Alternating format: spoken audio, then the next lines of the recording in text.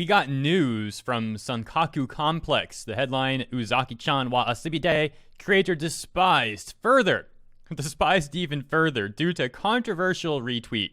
And I want to start this segment by thanking all of you, specifically those who tagged me on Twitter, though, about this topic. I just forget who it was because I was tagged a couple days ago.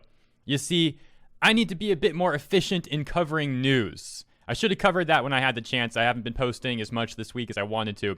Well, this is a new week. I mean, last week. Let's continue on, I guess. I'm going to try to be more efficient this coming week. Anyways, let's read. Uzaki-chan wa Asibite creator Take has been put in the crosshairs of whining social media users, they write. Yet again, as those with nothing better to do than stalk his Twitter account 24/7 discovered, he retweeted a message that many of the despicable Twitter contingent, regard as slanderous lies. Slanderous lies. The message that Take retweeted suggested that those who infiltrated the Capitol building in the U.S.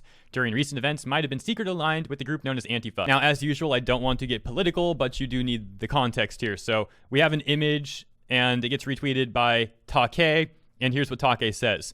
This screenshot is talking about Antifa members going to Washington, D.C. dressed as Trump supporters to blend in. That means they're trying to set up a false flag operation, and in response to that, it seems like a lousy strategy. I wonder if they're doing something more behind the scenes. There you go. And if you want to read the full screenshot there, feel free to pause the video, and they'll scroll it a little bit and then pause again right here. Okay, now continuing on. That's the context.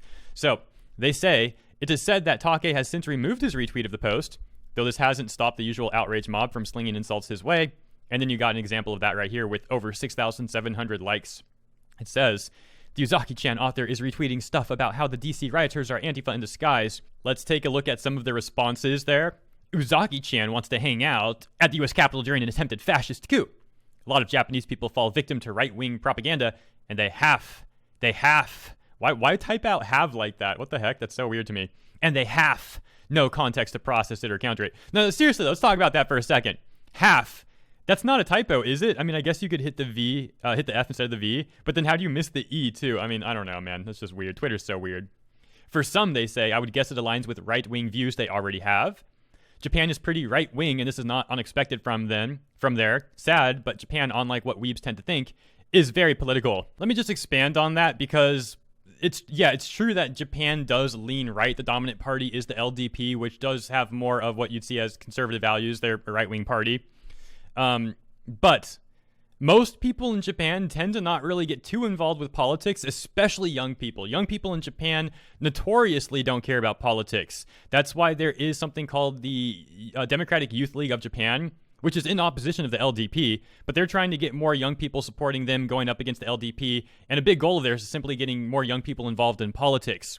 So yes, it's true that Japan is pretty right-wing, but it's not really true that a bunch of people in Japan are into politics, especially young people. Which, to be fair, this person didn't say young people specifically, but I figured I should try to clear that up a little bit because some people might take that the wrong way. So there you go. That's the case from what I've seen. And you can look at that yourself, too. Look into the LDP, the Youth League, and all that if you want more info. However, that's where I'm going to be in the segment. There's a lot more to talk about today, and I want to get started on the next one. So hopefully you enjoyed this, and I'll catch you very soon for the second.